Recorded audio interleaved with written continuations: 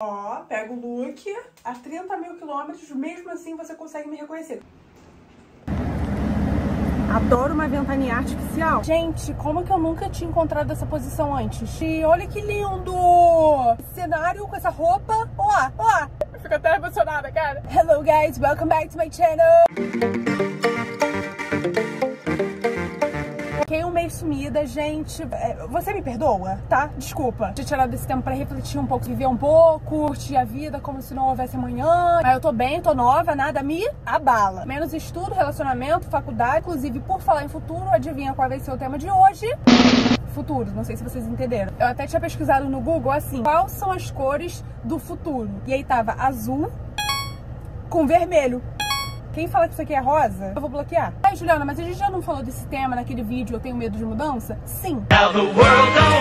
Só que aí eu fui perguntar pra vocês qual era o próximo tema que vocês queriam, vocês falaram futuro. Ou de duas uma, ou vocês não viram o vídeo, ou vocês só querem me ver tendo uma crise existencial de novo nas câmeras. Eu não sei dizer qual é o pior, mas eu gosto desse tema, porque assim, por mais traumático que seja, também é muito engraçado. Oh my God! Porque fica eu e todos vocês conversando sobre uma coisa que a gente nem sabe se existe mesmo. Porque quem foi que te disse e te garantiu que você vai viver o futuro, que você vai viver o amanhã? A gente nunca sabe. Ainda mais se a sua refeição de todo dia é um miojo. Aquele pozinho lá ou tira 90% da sua saúde ou te dá 300 mil anticorpos diferentes. Nunca saberemos. Tá, mas por que disso de se o futuro existe? Porque, gente, o futuro não é nada mais nada menos do que uma construção da sociedade. O ser humano, ele tem essa mania de querer construir coisas imateriais que nem ele entende. Uma dessas coisas foi o tempo. Que assim, a nossa noção de tempo é uma coisa que a gente criou. Aquilo não existe de verdade, sabe? Já tá entrando numa crise existencial? Pois é. Dia um de nós chegou e estabeleceu que dia seria o momento de ser criativo, produtivo, trabalhar, e noite seria o momento de descanso. Se você é, no caso, a minha amiga Rafaela, você usa a noite pra perder alguns anos de vida. Ai, Juliana, mas e o que eu vivi anos atrás? Aquilo não existiu? Existiu, mas aquilo são memórias de um presente que um dia você viveu. Esse não é o significado de passado? É, mas a nossa vida inteira a gente foi moldado pra viver o futuro, independente se ele vai existir ou não. Na minha cabeça, a gente criou essa narrativa pra gente ter um propósito pra nossa vida. Não sei se vocês já viram The Good Place, vai ter spoiler. Na última temporada, quando eles finalmente chegam no Good Place de verdade, eles veem um lugar que não tem problemas, não tem plano pra futuro, eles só estão vivendo o momento. E ninguém quer ficar naquele lugar. Porque é uma vida monótona, é uma vida parada, que você não tem mais a previsão do que vem depois. Eu acho que a gente, na nossa sociedade, a gente não se conforma em não saber o que a gente vai viver depois. A gente sempre tem essa saciedade pelo futuro. Porque eu acho que sem o futuro, quem somos nós? O que a gente está construindo tudo que a gente quer? A gente não está construindo para viver o momento, a gente está construindo para no futuro a gente poder viver aquele momento. Tudo que a gente tem de mais acaba sendo ruim, tanto pro bom quanto pro ruim. Ou você acha que não existe nenhum rico que tenha uma depressão, criação do futuro, dá uma razão pra gente viver, mas nem tudo é mil maravilhas. Ela também dá vários obstáculos. Por exemplo, a gente nunca vai viver o nosso presente, porque a gente sempre vai estar preocupado com o amanhã. Eu não vou me divertir hoje porque amanhã eu trabalho. Eu não vou comer um doce porque eu vou ficar com espinha. Eu não vou pular da ponte porque eu vou me quebrar inteira. Vai inconscientemente criando várias especulações que nem chegaram a acontecer, mas talvez poderiam, para que a gente deixe de fazer coisas que estavam no nosso alcance, que no caso é o presente. Eu entendo que tem muitas coisas que a gente deixa de fazer porque a gente pensa nas nossas responsabilidades quando a gente vai crescendo. Só que assim, gente, você acha mesmo que ao você envelhecer, você vai ter um estalo assim de maturidade automaticamente? Eu perguntei para as minhas avós se elas tiveram meio que um shift assim, quando elas forem envelhecer. Pô, agora eu sou madura, fim. E nenhuma teve. Óbvio, a gente começa a ter mais senso. Ou pelo menos é isso que é esperado da gente. A gente sempre vai ter uma criança interior, sabe? A gente sempre vai se prender a alguns valores que a gente tem desde pequeno. São valores. Não vai sumir assim só porque você fez um ano a mais de vida. Não é à toa que, tipo assim, véspera do seu aniversário, dia do seu aniversário e pós seu aniversário, você continua a mesma pessoa. Eu tive muita dificuldade de entender isso, né? Eu sempre achava que, assim que eu tivesse 18 anos, você não vai depender de mais ninguém, você vai ter que aprender tudo sozinha. Isso não aconteceu comigo, eu fiquei, caraca, será que eu tô ficando pra trás? E quando eu fizesse 18 anos, eu ia ter que começar a construir o meu futuro, tipo, quem eu quero ser, o que eu quero ter. Só que é por isso que eu me estresso tanto com essa construção que fizeram do futuro ideal. Além de ter que ficar vivendo a nossa vida inteira, o nosso futuro, ainda tem que fazer todo um malabarismo com nossas emoções, relações. Você quer que eu trabalhe para ter o meu futuro planejado, mas o resto todo eu também tenho que me virar sozinha. Sim. Qual é esse futuro ideal que todo mundo segue? Criança, vira adolescente, estuda para trabalhar em algum lugar, casar, ter filho, morrer. Fim. A minha maior frustração da vida inteira é nunca ter me imaginado nesse futuro que foi planejado. Gente, eu nunca me vi casando, eu nunca me vi tendo filhos. Não quer dizer que eu não quero ter filho, mas só significa que eu nunca me vi naquele futuro e eu não sei por que eu tenho que seguir ele. E se eu não sigo, será que eu vou estar indo contra toda a regra? Fico meio que com essa culpa de, ai, mas se eu não viver aquilo, eu não vou viver a vida ideal do ser humano. Ver todo mundo fazendo aquelas coisas e eu vou estar alienada. Numa das aulas da faculdade, meu professor tirou meu tarô. Essa não era a aula, tá, gente? Calma. Isso foi no final. Quem não sabe como é que funciona tirar o tarô, a pessoa que vai ler as suas cartas, ela embaralha elas, aí você tem que dividir em duas estacas. Entendeu, né? Vai embaralhar de novo, vai colocar assim. Aí, antes de você escolher 3 cartas, você vai fazer uma pergunta que você quer que essas cartas respondam, vai pegar as 3 cartas e ele vai ler pra você. Fiz a pergunta que foi a seguinte: vai ser eu sozinha sempre, tanto no trabalho quanto na minha vida pessoal? Carente, né? A resposta foi: você se sente sozinha e está exausta disso. Tá, beleza, valeu.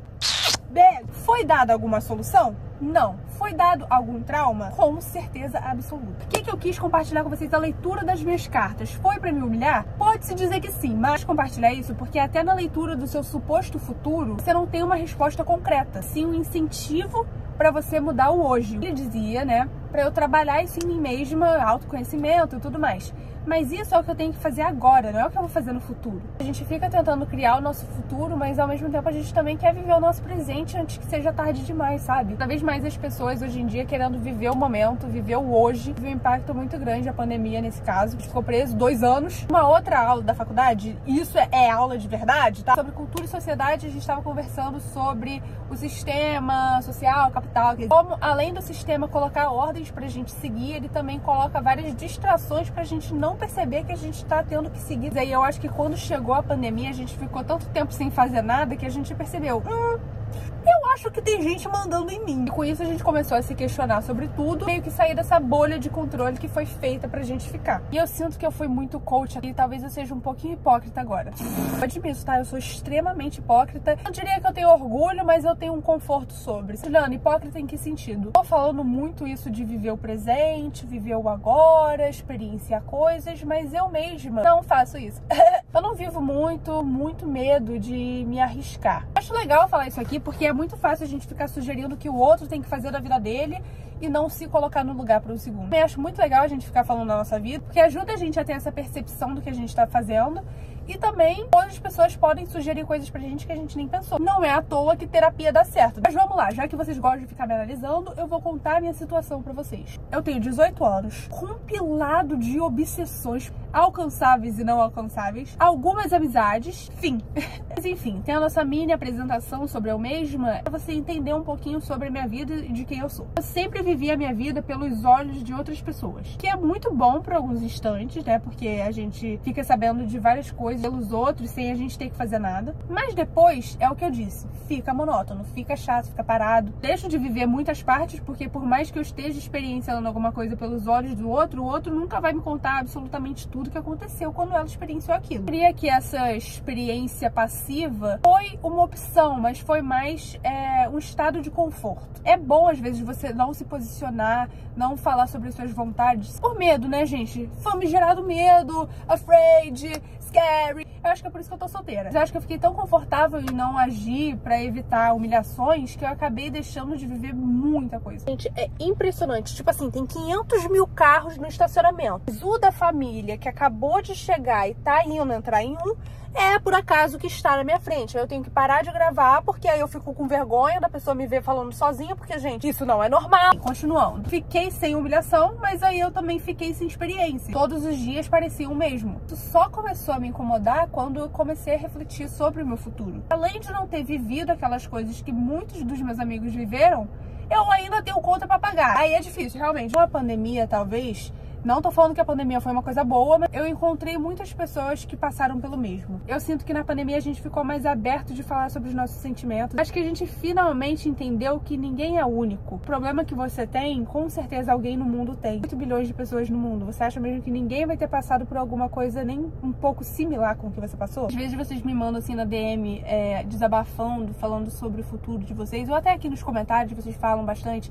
Ah, eu tenho muito medo do meu futuro, tudo mais, de quem eu vou ser na minha vida, se eu vou namorado. Exatamente disso que eu tô falando. A gente fica se preocupando muito com o nosso futuro. Só que a gente só vai chegar no nosso futuro se a gente viver o presente. As coisas que a gente almeja no nosso futuro só vão acontecer dependendo da gente de agora. Não é à toa que no decorrer da nossa vida a gente vai acumulando experiências e acontecimentos, porque tudo aquilo vai ser o aprendizado que a gente vai carregar pro nosso futuro. E a gente não fica valorizando o nosso presente o suficiente, sendo que o nosso presente é a única garantia que a gente tem. A gente, com o tempo, vai aprendendo aquilo que a gente gosta e se sente confortável fazendo. Te deixa animado, te deixa feliz. Isso é todo um processo. Por exemplo, eu odeio festas. Foi o que eu falei no último vídeo. Eu fico parada igual um poste enquanto tem um monte de gente bebendo, dançando em volta. E eu só fico aqui, ó, esperando a hora de alguém falar, vamos embora. Odeio beber. Não beber. Talvez.